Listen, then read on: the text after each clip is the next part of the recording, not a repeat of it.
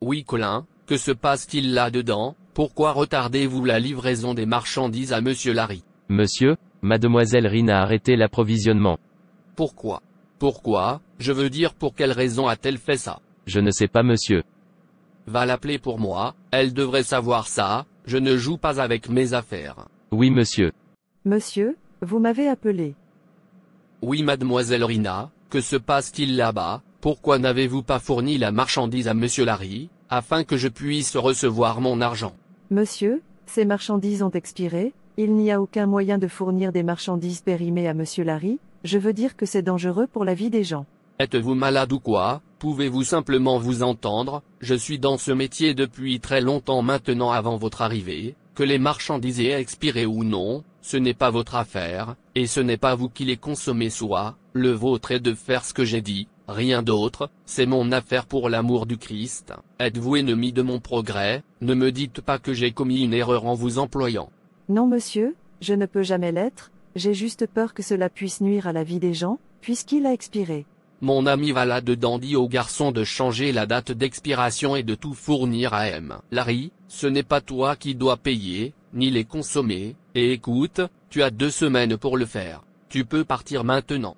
Je suis désolé monsieur, je ne peux pas faire ça, ma conscience ne le permet pas, le taux de maladie dans notre pays est élevé à cause de ce genre de péché, la droiture exalte une nation, mais le péché est un reproche aux gens, Proverbe, 14 verset 34, en d'autres termes, la piété rend une nation célébrée, mais le péché est un déshonneur pour ses citoyens, je pense que vous devriez arrêter de vendre des produits périmés, c'est dangereux pour la vie des gens, tout ce qui détruit la vie des gens est un péché pour Dieu, Dieu chérit la vie des gens, 1 Corinthiens 3 versets 16 à 17, et envisage de tuer ou de détruire la vie des gens abomination, Deutéronome 27 verset 25.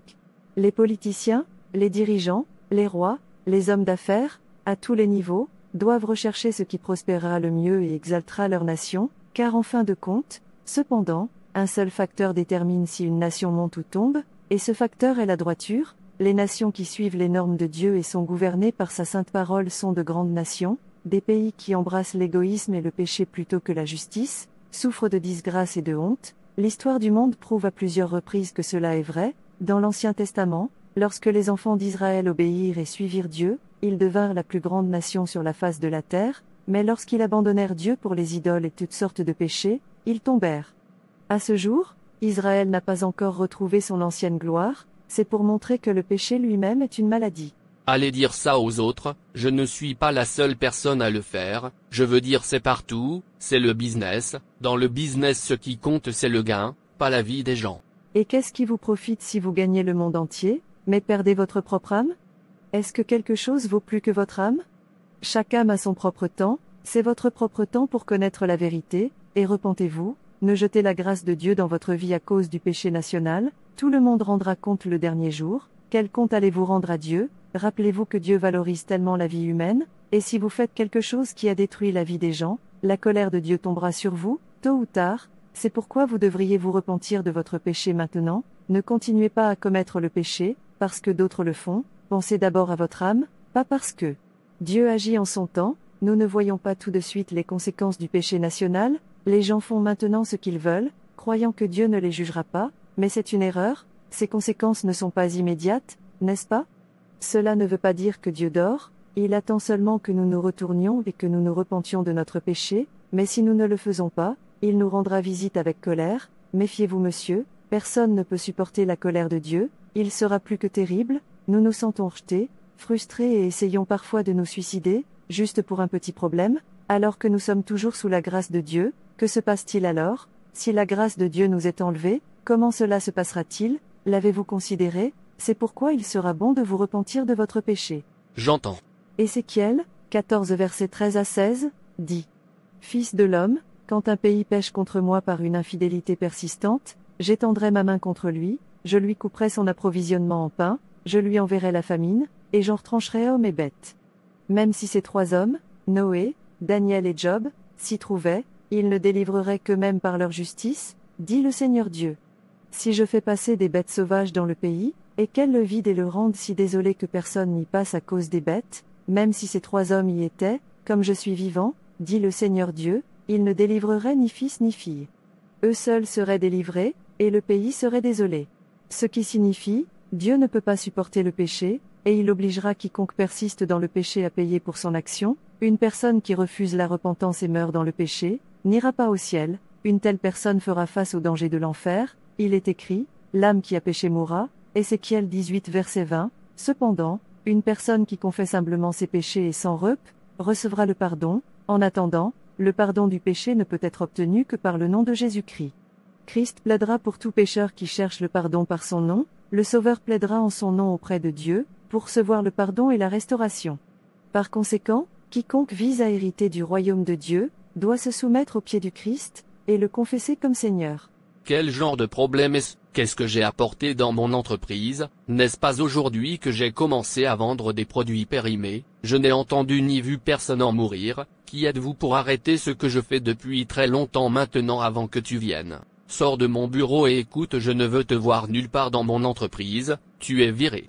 Monsieur, je veux que vous sachiez que ce ne sera plus comme d'habitude, quand il sera temps pour Dieu de poser le marteau du jugement sur le pécheur, qui persiste dans son iniquité et refuse de se repentir. Sortez. Je ne te blâme pas, c'est parce que je te paye trop. Paul. Suis ici monsieur. S'il te plaît viens. S'occuper de tout à partir de maintenant. Rina n'est plus nécessaire dans cette affaire, puisqu'elle est là pour faire tomber mon entreprise au nom de sa religion. Je ne veux plus la voir, tu es en charge maintenant. Merci monsieur. Vous savez quoi faire, changez toutes les dates d'expiration sur ces marchandises, et fournissez-les immédiatement à Monsieur Larry. Oui monsieur. Assurez-vous également que Rina quitte cette entreprise, aussi vite que possible. Je ne veux pas d'elle ici, ni ailleurs. Sa mission est de mettre mon entreprise en panne. Je vais faire ça monsieur. Tu peux maintenant partir. Oh non, c'est un péché, beaucoup d'innocents vont mourir à cause de ça. Il est déjà riche, pourquoi fait-il cela? Il ne considère pas la vie innocente, qui va mourir ou tomber malade. La Bible dit dans Matthieu 6 verset 19 à 21, ne vous amassez pas de trésors sur la terre, où la mite et la rouille corrompent, et où les voleurs percent et dérobent, mais amassez-vous des trésors dans le ciel, où ni la mite ni la rouille ne corrompent, et où les voleurs ne percent ni ne volent, car où est votre trésor c'est que ton cœur y sera aussi. Mais ce que je ne comprends pas, c'est pourquoi il continue à déposer des trésors sur la terre, comme s'il allait vivre éternellement sur cette terre. Ô Dieu aie pitié, je ne sais pas quoi faire. Dis-lui la vérité, quiconque est né de Dieu refuse de pratiquer le péché, parce que la semence de Dieu demeure en lui. Il ne peut continuer à pécher, parce qu'il est né de Dieu. 1 Jean 3 verset 9, Bien-aimé, n'imite pas ce qui est mal, mais ce qui est bien. Celui qui fait le bien l'est de Dieu. Celui qui fait le mal n'a pas vu Dieu, celui qui dit, je le connais, et qui ne garde pas ses commandements, est un menteur, et la vérité n'est pas en lui.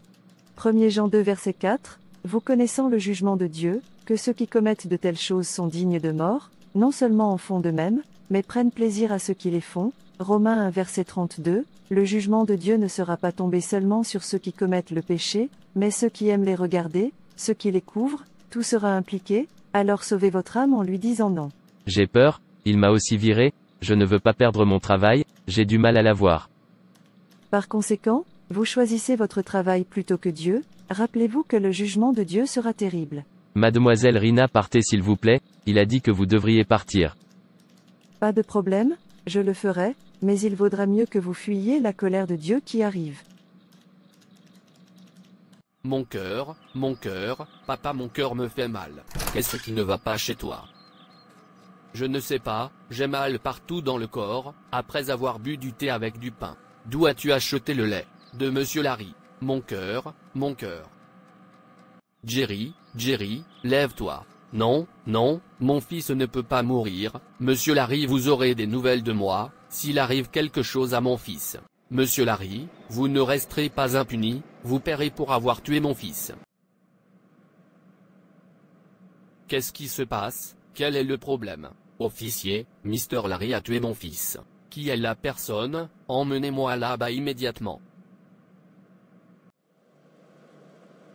Officier, je ne comprends pas vraiment ce qui se passe, je veux dire pourquoi suis-je ici? Donc vous ne savez pas que vous vendez des produits périmés à des gens, ou vous essayez de faire semblant? Ne vous inquiétez pas, d'ici la fin avec vous, vous saurez pourquoi vous êtes ici. Officier, je n'ai aucune idée de ce dont vous parlez. En fait j'achète mes marchandises à la société de Peter, et il m'a assuré qu'aucune d'entre elles n'a expiré, Et cela ne fait pas longtemps que j'ai acheté toutes ces marchandises, je suis surpris d'entendre que ce que j'ai vendu à un enfant tue l'enfant. Priez pour que ce que vous nous dites soit la vérité, sinon vous pourrirez en prison. Suis très sûr monsieur, vous pouvez aller enquêter.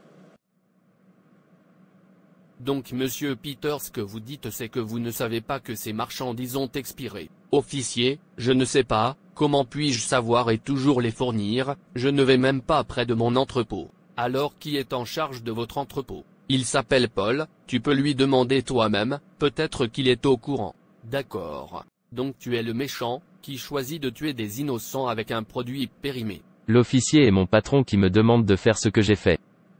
Comment osez-vous mentir contre moi? Alors si je n'étais pas venu maintenant, vous auriez menti contre moi. Officier, il ment, il sait ce qui se passe, emmenez-le avec vous. Maintenant déplacez-le. Monsieur s'il vous plaît dites-lui que vous m'avez envoyé. Officier, qu'attendez-vous? Sortez ce criminel de ma compagnie, je suis sûr qu'il a volé mes biens, et mon argent aussi. Officier, croyez-moi, j'ai tout fait sous ses instructions. Tais-toi et bouge-le, donc si ton patron te demande de tuer, tu lui as obéi, pourquoi ne l'as-tu pas dénoncé, si tu es innocent? Écoute, tu ferais mieux de garder le silence car tout ce que tu dis peut être utilisé contre toi, maintenant bouge. Je me suis mis en difficulté, j'aurais dû écouter Rina. J'ai dit, bouge-le. C'est ce que je gagne à choisir le péché plutôt que Dieu, celui qui choisit le péché plutôt que Dieu doit en payer le prix. S'attendait-il à ce que j'accepte que je l'envoie, ou quoi? Ce n'est pas possible, c'est une affaire, tout peut arriver.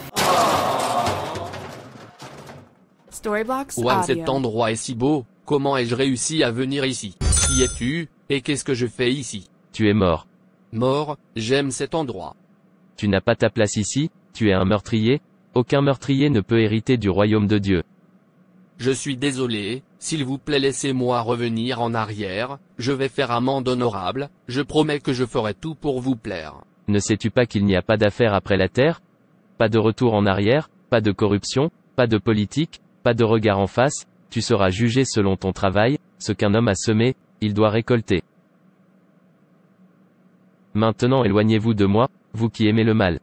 Je ne sais jamais que, le jour du jugement, ce ne sera plus comme d'habitude, je pensais que je pouvais encore soudoyer ma sortie, repentez-vous maintenant que vous avez encore le temps, plus de temps après avoir quitté cette terre, et que faites-vous bénéficier, si vous gagnez le monde entier, mais perdez votre propre âme? Si j'avais su j'aurais écouté.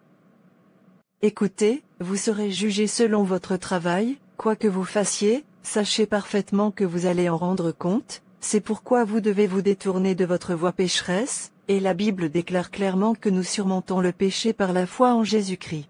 En termes très pratiques, cela signifie que vous vous engagez envers Jésus. Cet engagement est que vous lui donnerez tout votre amour et votre affection. Lorsque vous ouvrez ainsi la porte de votre cœur à Jésus, son esprit vient et s'installe en vous. C'est la reconversion.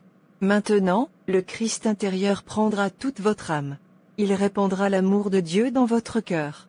Il alignera votre cœur sur le sien, et régulera tous vos désirs, et vous n'agirez plus comme le monde, vous serez totalement différent, alors qu'attendez-vous? Si vous n'avez pas fait le choix d'aimer Jésus d'abord et avant tout, plus que même votre propre vie, le ferez-vous maintenant? Vous recevrez alors le Saint-Esprit, et vaincrez tout péché et tentation, faites-le pour votre propre bien. Merci d'avoir regardé. Et n'hésitez pas à vous abonner, liker et partager. Dieu te bénisse. Et rappelez-vous, Jésus vous aime vraiment.